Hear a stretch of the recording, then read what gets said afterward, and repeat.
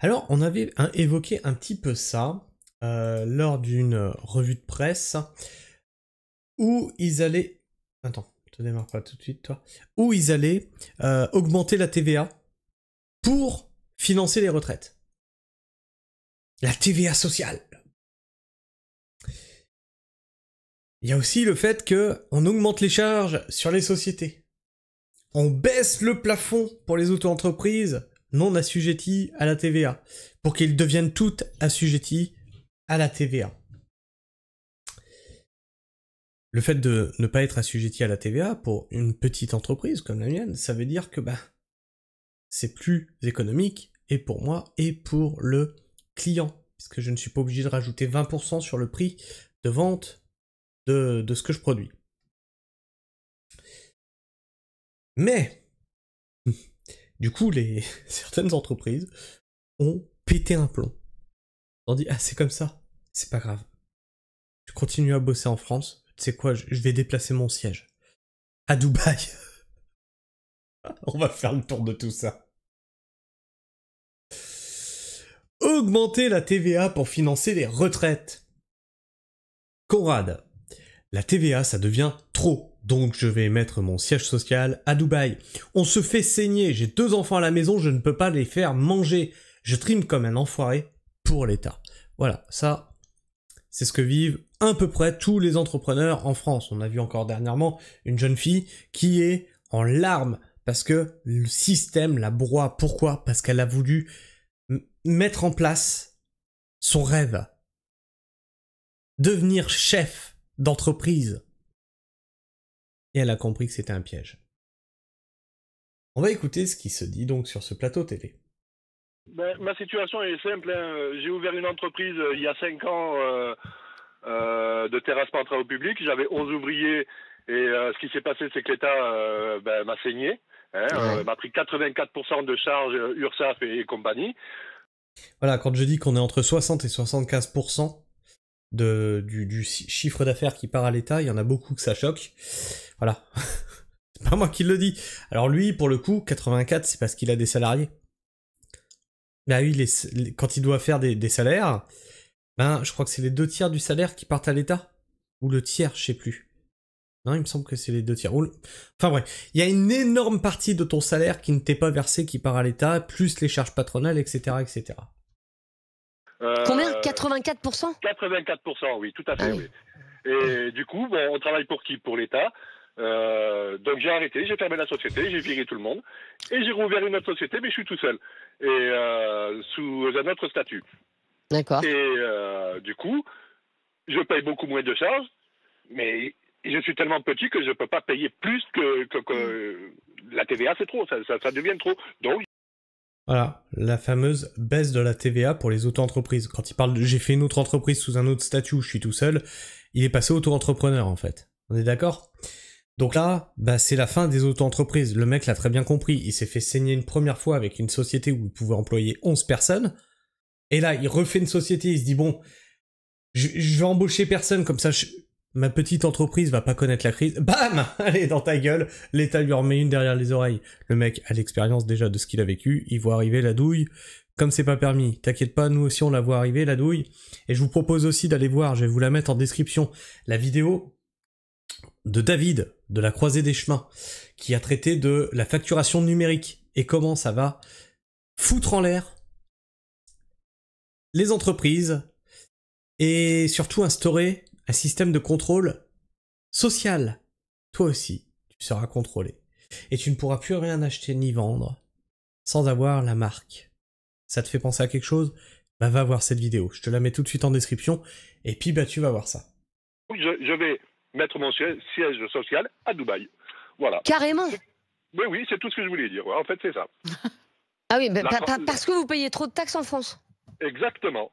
On peut pas, je travaille pour l'État. Je n'ai pas gagné une société que 3 ans d'activité, je n'ai pas gagné 1 centime. J'ai tout donné à l'État. Mais tous les Français peuvent comme ça installer leur siège social à Dubaï, ou ça a été compliqué pour vous? C'est tellement facile. Oh putain, faut peut-être que je déplace... Oh, je vais faire ça. Je vais déplacer mon siège social à Dubaï. Peut-être que j'ouvrirai un shop. Bah, évidemment. C'est tellement facile. Mais ça veut pas dire que vous allez vivre à Dubaï, hein, Conrad. Ah non, absolument pas. C'est Non. ça. Absolument pas. Ouais, mais c'est quand même un peu gênant, pardon, Conrad. Gênant quoi? On se fait... C'est quand même un peu gênant, Conrad, et je suis journaliste, moi, de quoi je vais vivre si vous payez plus vos impôts, hein?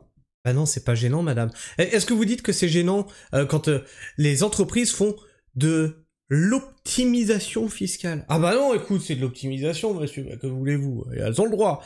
Par contre, ça, tu vois, t'es un petit entrepreneur, tu dis, bah je vais m'installer à Dubaï et puis je vais travailler en France. C'est gênant, monsieur, enfin, vous escroquez le système. Putain.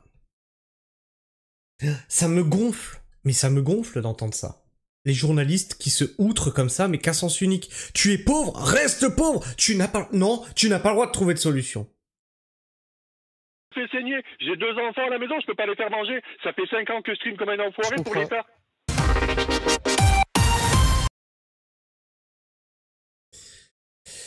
Ha ha ha. Il va bien se faire défoncer par le fisc. Non, pas forcément. Non.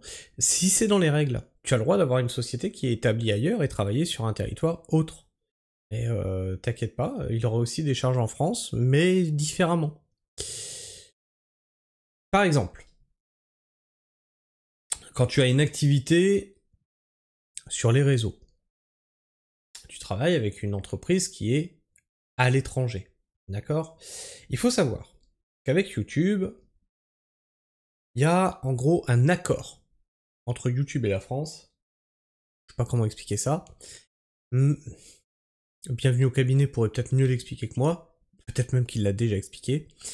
Et il y a 30% de tes revenus YouTube qui partent dans les caisses de l'État américain, mais seulement pour les vues que tu fais en Amérique. C'est-à-dire les Américains qui viennent voir mes vidéos me donnent un revenu, et ce revenu-là, il y a 30% qui partent dans les caisses de l'État. Les vues qui viennent de France ne partent pas dans les caisses de l'État américain. Ensuite, il te reste ce qui te reste.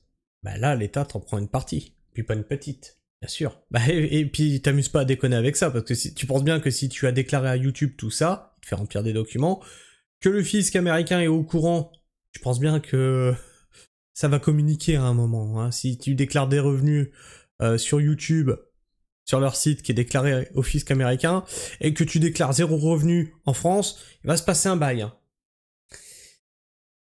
Mais par contre, il n'y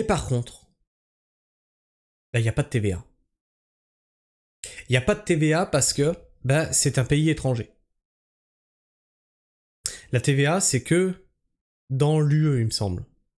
Mais quand tu transactionnes avec des pays étrangers, bien c'est différent, tu n'as pas la TVA. Parce que eux, ils sont pas soumis à cette TVA.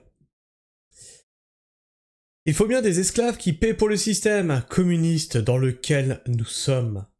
Mon siège social est en Bulgarie. Activité en France. Facturation et marge faites en Bulgarie. Vive l'Union Européenne. Ça s'appelle une triangulaire et c'est légal depuis Maastricht. Oui, mais c'est légal pour les grosses entreprises. Eux, elles ont droit. Tu comprends? Ça indignerait pas la journaliste, là. Depuis quand la TVA est une charge pour les entreprises? Faut mieux choisir vos comédiens. Ben non.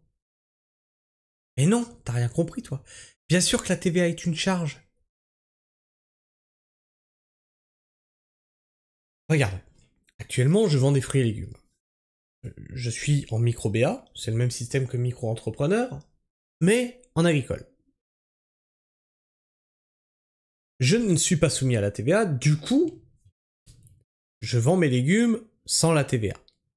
Demain, si la TVA elle tombe, j'ai 2 choix que je dois faire. Soit j'augmente mes prix en conséquence, ce que je vais pas faire, c'est assuré que je ne ferai pas ça, donc je vais perdre le pourcentage de TVA sur mon chiffre d'affaires. Puisque cette TVA, je la devrais. C'est sûr que c'est une charge pour les entreprises. Ça me fait marrer tous ceux qui disent que seuls les consommateurs paient la TVA. Car pour avoir des prix attractifs, les entrepreneurs sont obligés de rogner sur leur marge. Voilà, c'est le commentaire d'après qui me donne raison. La théorie, c'est beau. Sur le papier, 3 petits points. Il a raison, faut se barrer de ce pays de gauchos. Attends, il est en colère, il a pas le temps. Hein. Dexteronx, il a pas le temps. De ce pays de gauchos, en revanche, il a un gros risque de contrôle fiscal. Non, non, non, je t'assure que non. Non, non, vous savez pas comment ça marche. Par la mafia impôt si son activité est en France et que le siège est sur Dubaï. Non, je t'assure que non. Ce monsieur a bien raison de préserver ses intérêts au détriment de l'État. À Dubaï, par contre, j'espère qu'il ne profite pas de la CPAM et toutes les aides financières auxquelles il a droit. Bah si. Ton siège social, c'est pas toi. Le siège social, c'est ton entreprise. Toi, tu es une personne physique. La personne physique vit quelque part et son entreprise peut être ailleurs.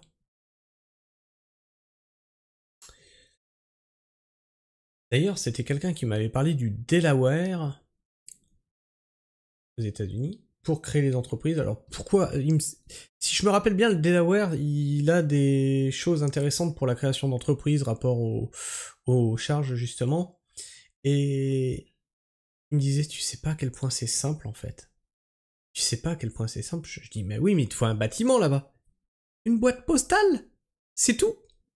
Oh. Tu payes juste l'emplacement d'une boîte postale.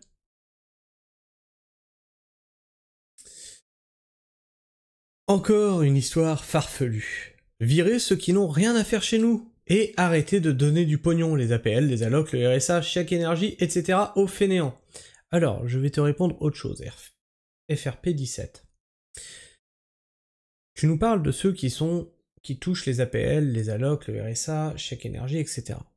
Ok. Est-ce que c'est eux qui nous ont mis dans la merde là où on est? Tu veux des parasites? Tu veux savoir où ils sont les parasites? Qui nous coûtent un pognon de dingue? Ils nous dirigent. Ils nous dirigent! Bah oui! Et ils nous coûtent combien de millions? Alors, bien sûr, si tu veux faire des économies, bien sûr qu'il faut économiser sur les parasites. Je les vois ailleurs, moi. D'accord? Aucun incompétent, intervenant, pour faire remarquer que la TVA n'est pas une charge pour l'entreprise, eh ben si, ben voilà, mais c'est bien de parler d'incompétence, mais de pas savoir ce qu'on... Oh là là... De quoi on parle. Enfin bref.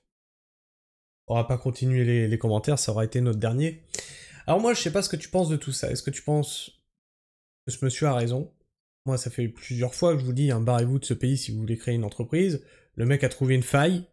Il peut rester dans ce pays, mais créer une entreprise ailleurs, donc je dis pourquoi pas. Moi, je dis allons-y, quoi. Est-ce que t'as la ref? Enfin bref. Partage-moi ton avis, ton opinion dans l'espace commentaire. Abonne-toi si t'es encore là en fin de vidéo. Ouais, ça serait con quand même de te regarder la vidéo jusqu'à la fin et de pas t'abonner. Et tu peux vérifier hein, si tu es encore abonné, parce que bah oui, apparemment, les désabonnements furtifs comme ça reprennent, vous m'avez averti dans les commentaires, j'ai été désabonné de force de ta chaîne. Bah j'en suis désolé pour vous, donc vérifie si tu es bien abonné, parce que la dernière fois que ça nous a fait ça, j'ai été démonétisé quelque temps après. Nous verrons bien. Et puis bah tu peux partager autour de toi. Si tu connais un créateur d'entreprise qui est dans la merde, dis-lui tiens peut-être il y a une faille là, regarde, vois avec ton comptable, est-ce que tu peux pas déplacer le siège? Tu mets ça sous le coude, il en parle avec son comptable. Sinon tu peux partager, liker cette vidéo pour qu'elle soit plus visible dans les algorithmes de YouTube, pour espérer que des entrepreneurs tombent dessus. Et puis en plus, le like, bah ça m'encourage moi, ça m'encourage à continuer le travail d'information que je fais sur cette chaîne. C'est un petit peu le sub, hein, le don du pauvre. Tu n'as pas d'argent, tu me mets un like, un commentaire, un petit encouragement, quoi. T'as de l'argent? J'ai un Tipeee. Mais t'inquiète pas, je fais pas la manche. Non, moi, ce qui m'intéresse, c'est d'en discuter avec vous et de vous lire. Sur ce, moi, je vous fais la bise. Prenez soin du sol et restez pragmatiques. Ciao.